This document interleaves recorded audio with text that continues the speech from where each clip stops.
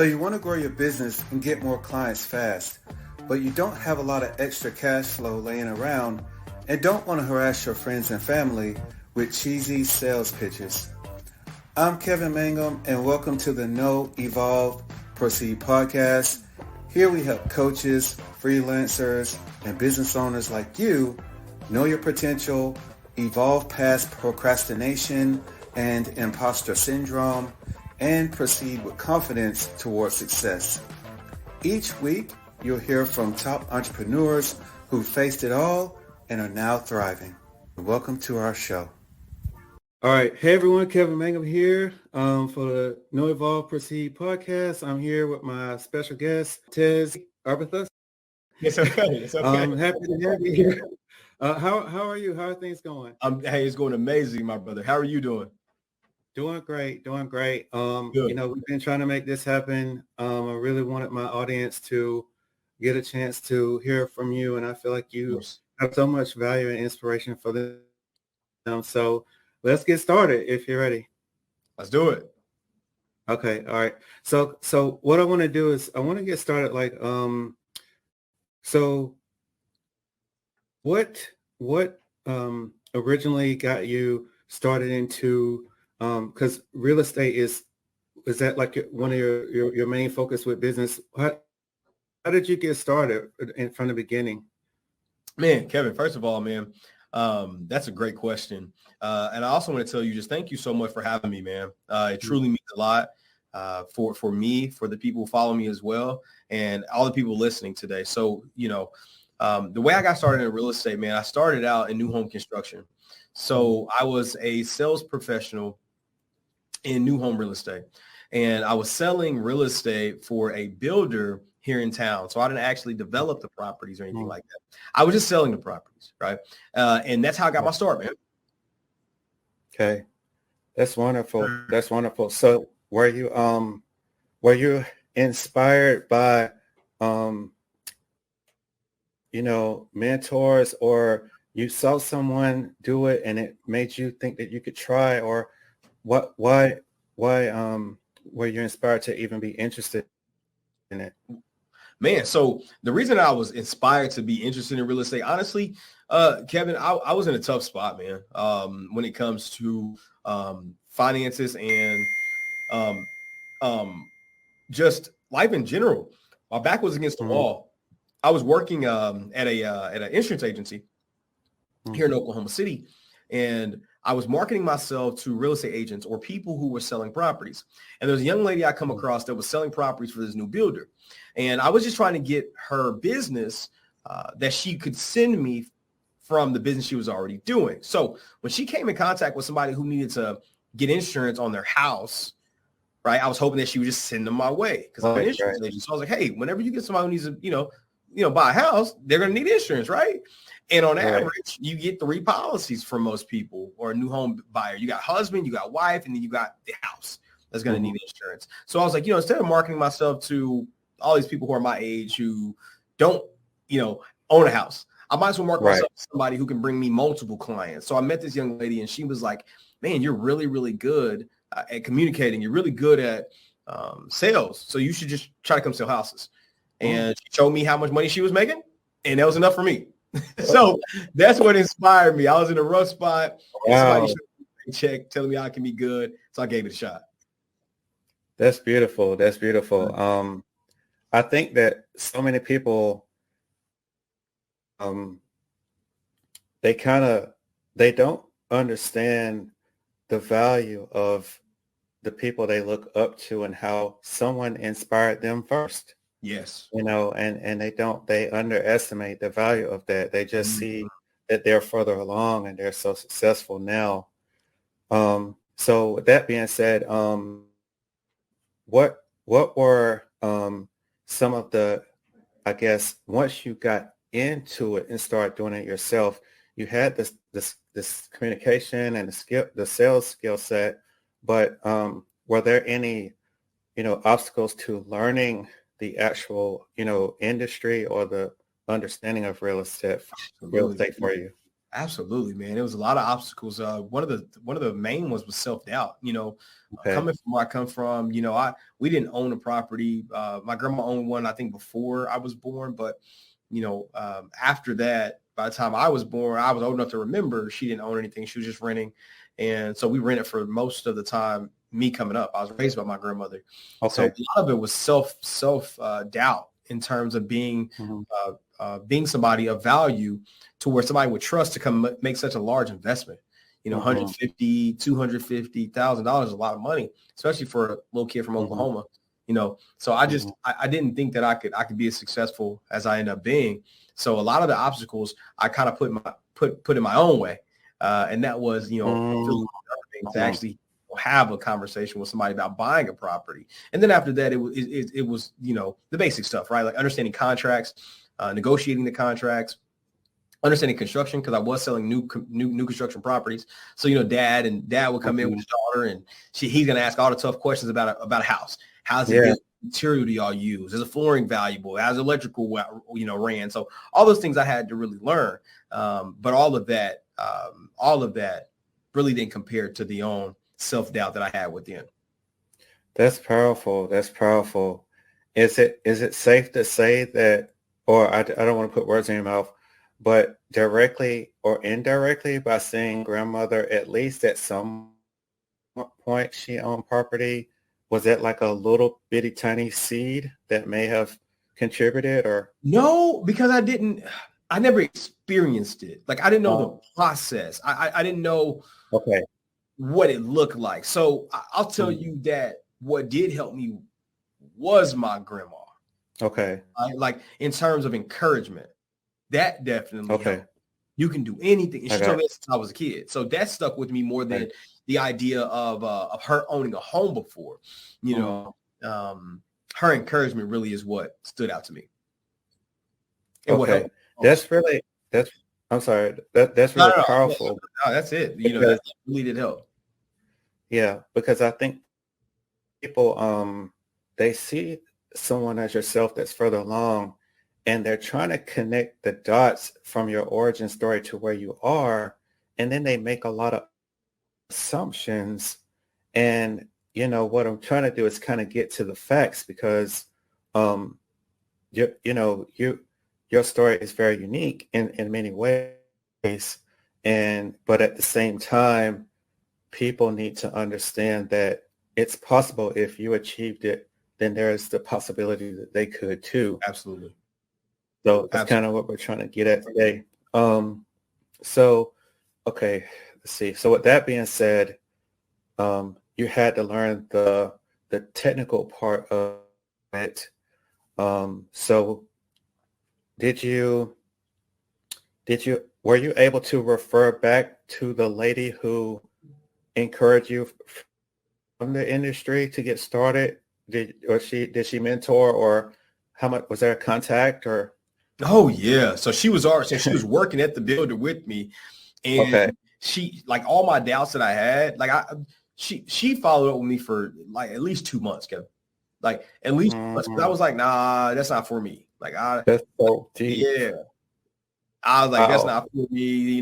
But what really struck a chord with me is when she sent me over a video of the owner, and the video was talking about the company being a faith-based organization. When I Hmm. realized that, I was like, okay, maybe this is my sign from God to give it a shot. And Okay. she let me know that, hey, this is what's important to the owner. So I was like, okay, so after that, I had all these doubts, and I bring that up for a good reason, because when I got in there, before I even came, she's like, no, you're good. Just, if you ever need anything, I got you. And I feel like Hmm. when she said that, she meant it. Like, sometimes people say that, and then you start Hmm. asking questions or you need help and it don't feel like it. No, she overcompensated by saying, no, I got you. If you need anything, if you ever need anything, I'm going to help you. So she definitely coached, mentored, and helped me as much as she could.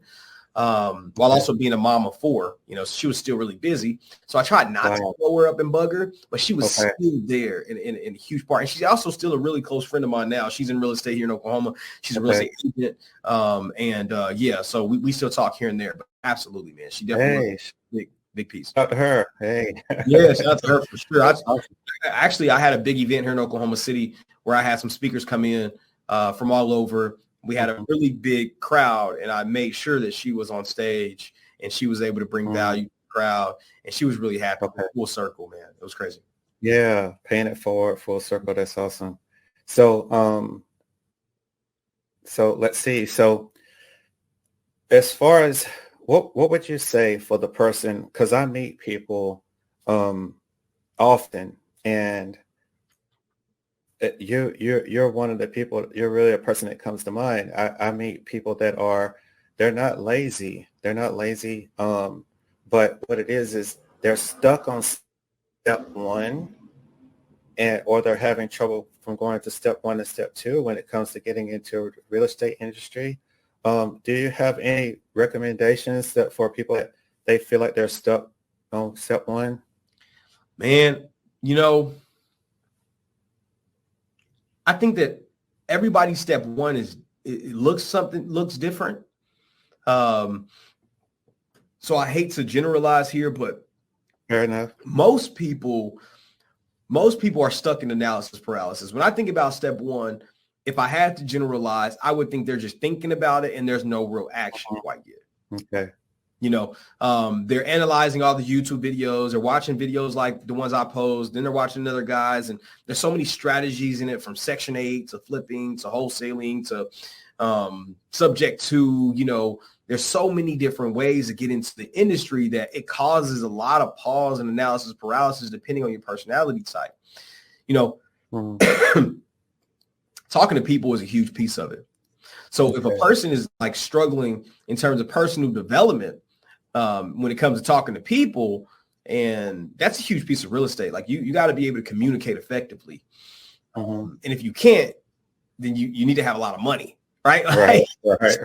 Hire people to do it for you. So if you don't have a lot of money and you don't have communication skills, I would tell you to train yourself on sales more than anything, depending on what strategy you get into. Now, if you don't need communication skills, if you don't need money, or none of this really resonates with you, but you're still stuck in analysis paralysis and you want to go take action, I would say hire a mentor.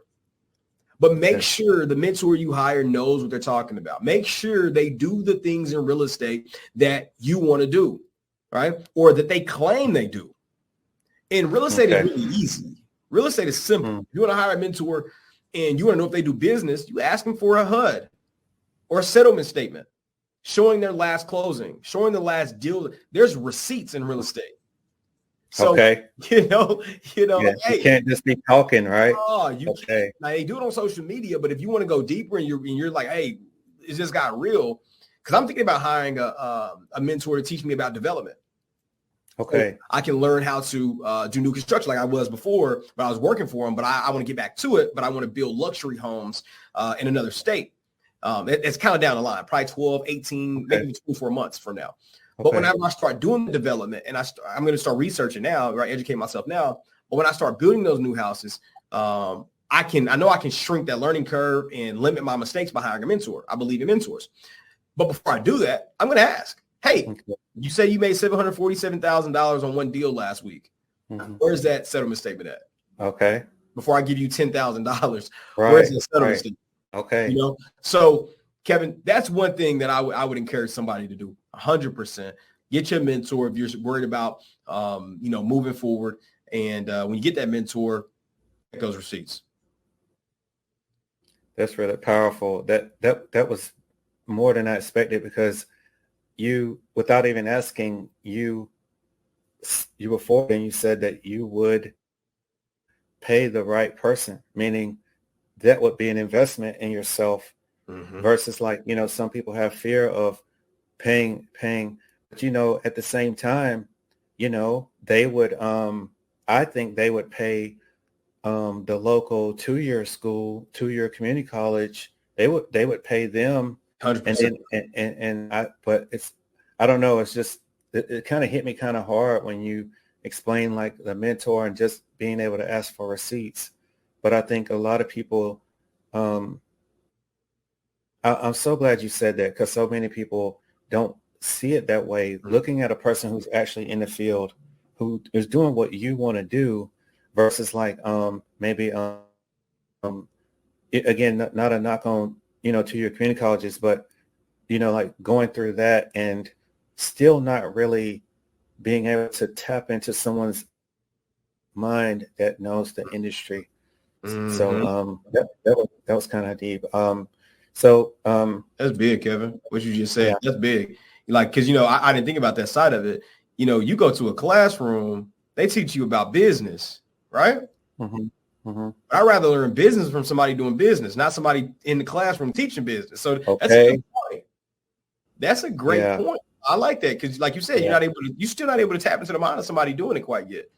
You may look up and get a business teacher who have a business on the side, but we both know business is demanding. So if you're running a business all day, you ain't got time to be teaching in a classroom for 8 hours a day, right? So, no, that's a strong point. I think a lot of people miss that when they go to school, but no, you got a great point.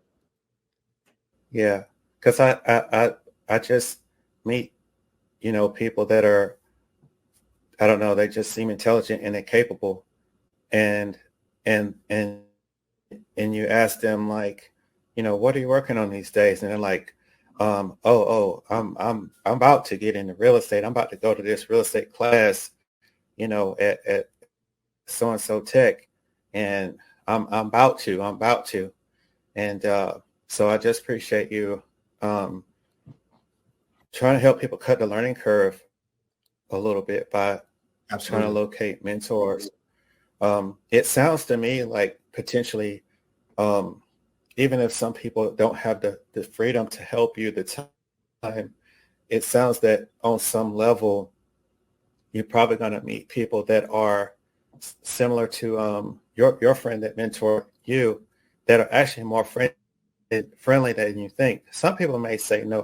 What I'm taking from it is some people may say no because they just don't have the time. It's just time's too packed. Yeah. But it seems like but don't give up. Like you could find someone. Absolutely. So let me ask you this. And I know there's a lot to the process, but if you could, let's say, I want to ask your opinion because you have more experience. Yes, sir. What I hear some people say, I'm going to get a duplex or I'm going to get a single family home. I'm hearing this secondhand because I'm not in the industry, but you're not yet. So if you could, I know this may be general and I know that the science and the art of this is probably deep, but if you could give people potentially like 3 steps, it's probably more than 3 steps. But what's 3 steps that maybe they could get people from no property to that first duplex or that first single family home? Man, if I had to give you 3 steps, I'll break it down. Okay. If I had to break down 3 steps to getting that first property, I would say 1, go over to Experian and get your credit report. Okay. Get your credit report, look at it, make sure you don't have any late pays in the last 12 months. If you do have late pays, don't let it stop you. Just go talk to a lender. But that's gonna be number 2. Number 2, go look at your bankability. Talk to a lender. Do not self-qualify. Do not say, well, I got this credit card or I got this. Just talk to a lender and figure out what steps you need to take.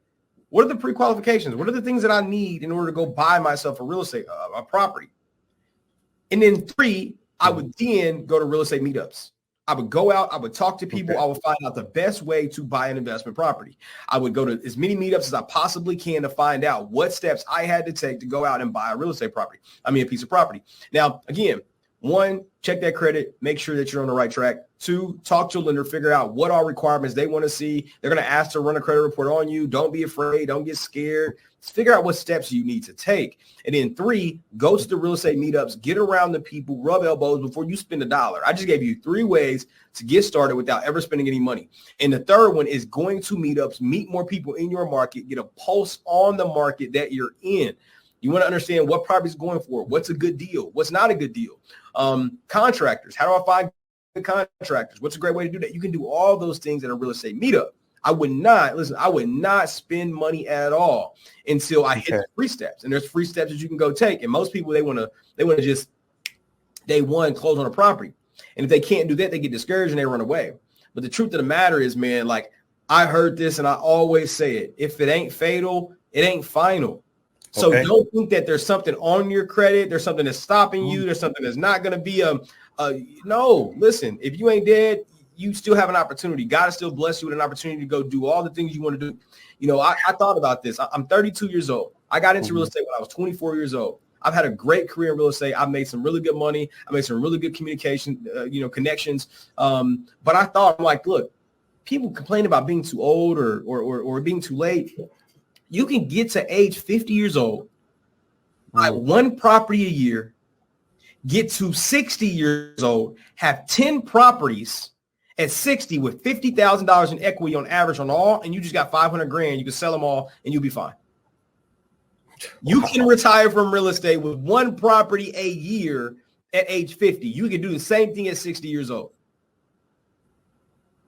You know, so it's not. And I mean, one piece of property. I mean, one rental property per year is not tough when you know how to strategize.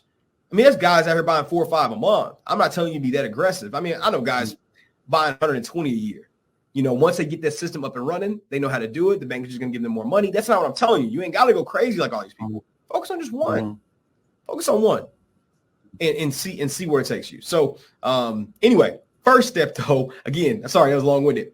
3 steps. No, that's perfect. I know people are feeling this the way I am. Wow. Yeah. Go ahead. I'm sorry. That's okay. That's right. So yeah, that's my 3 steps to explain. Can I say one thing too? We do talk about God over here. So yes, sir. I'm glad you mentioned that. I'm glad you said the lady was, from a faith-based business. Yeah. But can you repeat that? Because I'm probably gonna have to write down. If it ain't fatal, it ain't final. Wow. And I got that from Pastor Craig from Life Church. That's not mine. I wish that I could say that it's mine. I mean, fair enough though. Yeah. That's a good word because people they have all this fear, and like again, not mocking it, but it's like it's just gonna kill them to find out how the credit score, or to walk in and find out the reality of where they stand. But sounds like most of the time people are about their business. They're probably not even going to be rude about it. They're just going to say, look, this is what we do and this is where you stand. And now you know where to start from. Well, that's wonderful.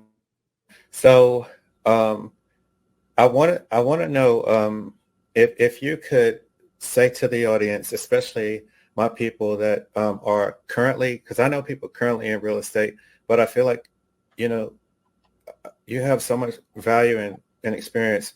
Is there, whether they're getting started or already in it, is there one thing that for the audience that we can just kind of get them to give them some inspiration? And again, when I say one thing, it doesn't have to be one thing, but if something you feel you can share with the audience to get people like to just do the first thing today, credit check today, or do the first thing. Is there one thing you could please share with us? Man, in terms of inspiration, I'll tell you. I told you one of my largest things, and Kevin, you kind of alluded to it just now, and you were talking about the self-doubt of a person not wanting to go to the bank or wanting to even take that first step because they're afraid of being judged or looking bad or looking. It's like most people forget that we all started with 0 followers. We all started with, a low credit score, no credit score. Some of us had different advantages in terms of education, but it's no bad time to start. I was talking to a lender the other day who does a lot of business, and he goes, the truth of the matter is this. He's done a lot of. He's a lender, and he's loaned in the last 9 years over $250 million, over $250 million in lending. He's done, and he said since doing that, I've been able to realize that there's no credit issue nobody comes to me with that's not fixable within 12 months. as long as you work towards it. Within a year, he goes, within a year. It should not take more than a year or 18 months. And he's seen all type, people with money, people without money.